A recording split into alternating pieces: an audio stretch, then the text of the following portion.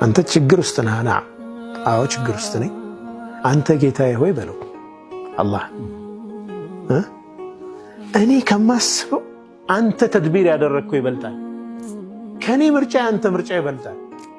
እኔ እንዲህ አስቤያለሁ፣ እየሆነ ያለው እንዲህ ነው፣ ለአንተ ሰጥቻለሁ በልና እጅህን አውጣ ከዛ ጉዳይ ለአላህ ስጠው። ያ አላህ እንዴት ይቀላል መሰለህ።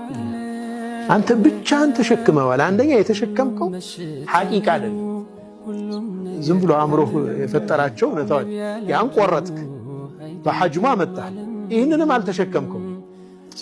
ወደ አላህ ሱብሓነሁ ወተዓላ አስጠጋው፣ ተስሊም አደረክ ለአላህ ምርጫ።